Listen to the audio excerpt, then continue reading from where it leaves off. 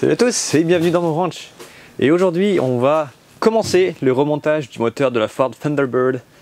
Thunderbird, enfin la T-Bird. Et puis voilà, on l'a envoyé il y a quoi, il y a un mois maintenant, pour se faire réusiner. Fait que là maintenant on a un moteur tout neuf. Il ne reste plus qu'à le remonter. Et ça va être encore un bel job. Un bon gros boulot qui nous attend. Et la carrosserie est congelée.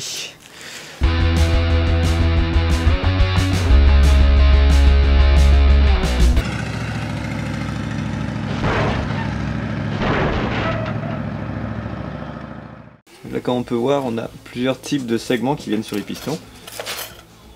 Ça en a comme deux qui sont un peu plus épais.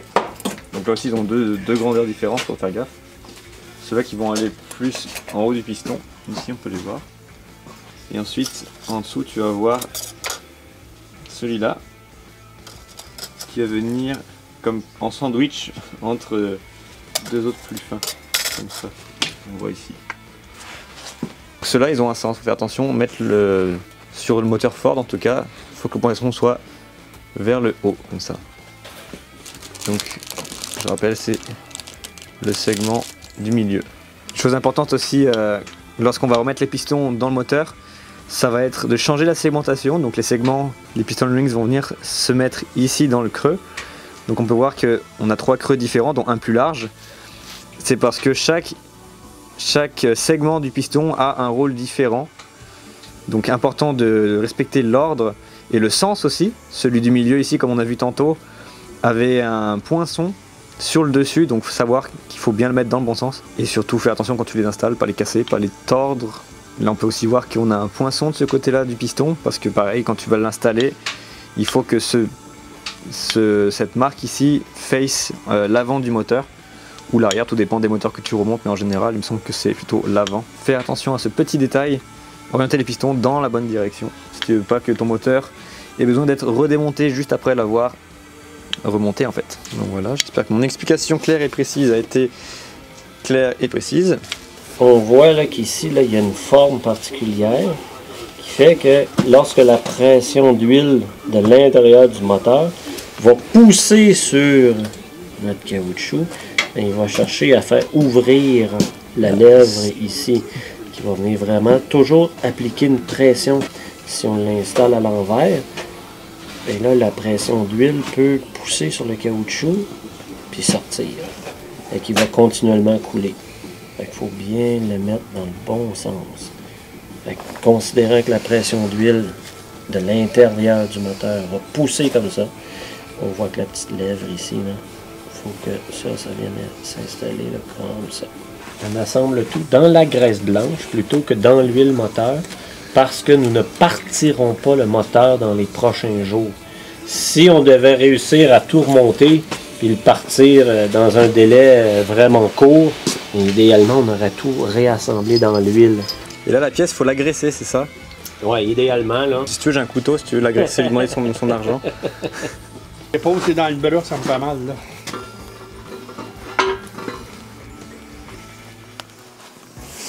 Et voilà.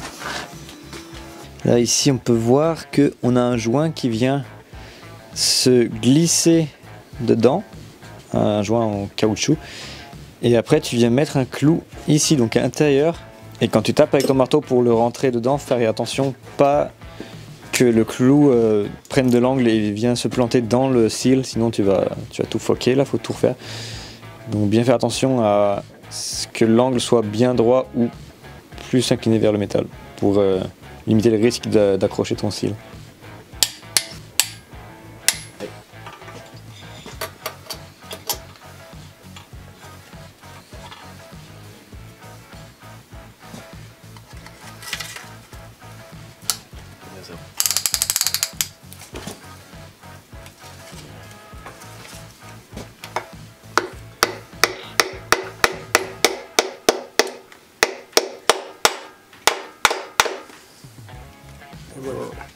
Good. Ça rentre si serré que ça. Sinon, tu n'as pas de compression. Sinon, on peut les torquer aussi tout de suite. C'est quoi les torques de ça? La feuille est ici. Mais si je le fais dans le sens contraire, il va super bien. Fantastique ça. On voit bien le mouvement du piston. On fait ça. Et ton 12. Voilà.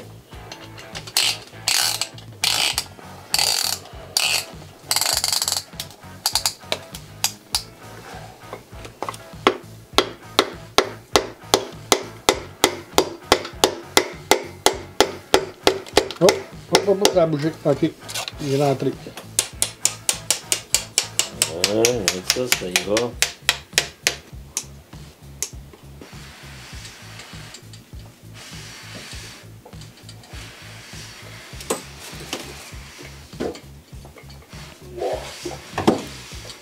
Ça me rappelle un souvenir, le camshaft.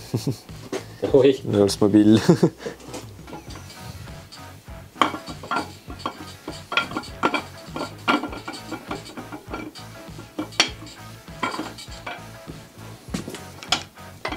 Hop, bien. Bien. Est-ce que tu sais lire l'anglais? Ouais. Très bien. Est-ce que tu peux m'identifier ce boulon-ci? Je dirais que c'est un boulon en métal, je pense. Bravo! Pour nos voitures antiques américaines, il faut comprendre que toutes les voitures avant 1980, absolument tous les écrous, les boulons, les vis, c'est impérial. Il n'y a aucune vis métrique sur une voiture américaine d'avant 1980. Fait qu'ici, j'ai sorti une vis métrique à laquelle tu es sûrement plus habitué. On voit là au bout là, qu'il y a une identification 10.9 avec une marque qui est probablement une marque du manufacturier. 10.9, c'est le grade de ton boulon. Donc ce boulon-ci, métrique, qui est probablement un M8, si tu compares avec une vis ou un boulon américain, tu vois, tu as des lignes si tu en as 3. Si je compare avec l'autre à côté, elle en a 6. Ça, ce sont des boulons impériaux et les petites barres indiquent que c'est du grade 8. Donc la force de ton boulon, quand tu regardes une charte de torque, le grade est très important pour pouvoir les serrer à la bonne force. Les pas, c'est le nombre de filets à la longueur de 1 pouce. Dans les vis ou les boulons impériaux, tu as 2 sortes. Le petit fil ou le petit pas, le gros fil ou le gros pas, NF, NC. N pour National, Fine pour fin, Coarse pour gros. Mais c'est sûr que si vous avez une voiture américaine d'avant 1980, c'est absolument certain que l'entièreté de votre voiture, c'est monté avec des vis et des boulons impériaux. Il n'y a rien de métrique sur une voiture américaine antique. Si c'est d'origine. Si c'est d'origine. Si ça n'a pas été... si elle a été farmerisée, ouais. Si c'est un farmer qui a touché à ça, là, c'est... Tu vas trouver tout ce qui est possible et imaginable dedans. Ah oui. Il faut faire notre timing physique à la perfection. Fait que ça, c'est notre roue dentelée qui va aller au bout de notre arbre à cames, qui est exactement 2 fois la grandeur de l'engrenage du vilebrequin, notre crankshaft. Parce que le crankshaft, lui, va faire exactement 2 tours, alors que le cam, lui, va faire 1 tour. On se rappelle que sur un moteur 4 temps, ben, un temps, c'est un passage du piston vers le haut, vers le bas. 1 temps, 2 temps, 3 temps, 4 temps. S'il part d'en haut au point mort haut, le premier passage, la valve d'intake, donc l'absorption de l'air ouvre. Notre piston descend, c'est notre premier temps. Le cylindre se remplit d'air, la valve se referme. Le crank pousse notre piston vers le haut, c'est le stade de compression. La bougie enflamme notre mélange air-essence, c'est l'explosion. La puissance qui pousse notre piston lors de sa 3e phase vers le bas. la valve d'exhaust ouvre et notre piston remonte vers le haut, pousser les gaz d'échappement. La valve d'exhaust se ferme, la valve d'intake ouvre et on recommence notre séquence. Donc ce mouvement-là permet à lui de faire 2 tours pendant que lui fait 1 tour. Lui contrôle l'ouverture, la fermeture des valves. Lui contrôle les mouvements des pistons. Donc, comment est-ce qu'on fait pour timer physiquement notre cam et notre crank? Bien, sur nos poulies, il y a des marques au bout de notre engrenage, de notre arbre à cam. Sur notre crank, la même chose. On a un chemin de clé avec une marque et on doit arriver à mettre les deux parfaitement alignés l'un avec l'autre dans notre chaîne. C'est la chaîne qui fait l'union des deux composantes. Et là, on voit qu'en les bougeant, je les ai mis arbitrairement, puis on voit que les marques ne sont pas parfaitement alignées. Là.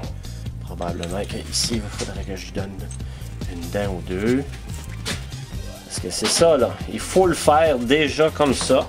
Et là, on voit là, que nos marques là, sont parfaitement là, dans un axe aligné.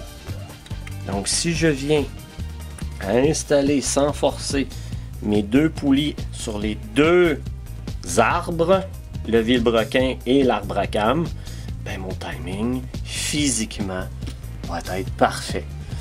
Quand on va installer beaucoup plus tard le poteau de feu, c'est là qu'on va jouer avec l'avance de feu de manière très précise.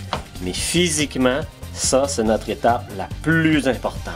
Sur certains modèles de General Motors plus modernes, ils avaient eu la bonne idée de faire en sorte que les dents de cette poulie-là soient en nylon. Comme on a pu voir par exemple avec la Oldsmobile, quand on avait changé le camshaft, on avait vu que justement on avait ces dents de nylon. Donc normalement, une chaîne comme ça, distribution, ça dure la durée de vie du moteur, là, t'as pas forcément besoin de le changer, mais quand t'as les dents en nylon, bah, ça se fragilise, c'est un peu plus fragile et ça peut avoir tendance à se lousser un peu trop et à devoir être changé. C'est sûr que l'idée de General Motors de mettre des dents en nylon, c'était de réduire le bruit, les vibrations du métal avec une chaîne de métal. L'idée en soi n'est pas mauvaise. Au fil du temps, les composantes se sont améliorées, la qualité des plastiques, des caoutchoucs. C'est sûr que ça s'est amélioré, mais c'est pas parfait. Là. Ça portait une bonne idée, une bonne intention, mais ouais. Comme le moteur V8 diesel qu'ils ont fait, hein, ça partait d'une bonne intention, mais ça a été de la grosse merde au final. Ouais. Donc là, on a la timing chain cover, donc le couvert qui va venir par-dessus la timing chain, donc qui va couvrir tout ça. Et ici, dans l'axe du vilebrequin qui va venir là, on a cette espèce de joint qui se posait. Bon bah là c'est ancien, mais voilà, celui-là. On a ce joint là qui se posait venir comme ça. Donc là, le contour de ce joint est en métal. Et à l'intérieur, on peut voir qu'il y a le caoutchouc et il y a un ressort derrière. Je vais montrer sur l'autre parce que si je fais péter le ressort, ça me ferait chier d'avoir scrappé. Voilà, là on voit bien qu'il y a un ressort à l'intérieur du joint. Voilà, là, donc pour enlever l'ancien, il n'y a pas trop de, c'est pas trop galère. T'as juste à plier le frame en métal là du joint avec un tournevis.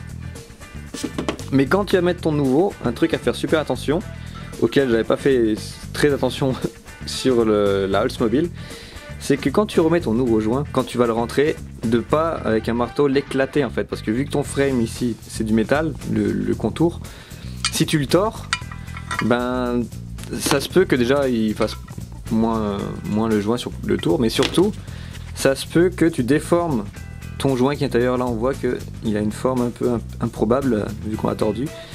Et moi sur mon Oldsmobile, il avait été déformé quand on l'a installé et le ressort ici là à l'intérieur arrêtait pas de sauter à chaque fois qu'on essayait de le remonter.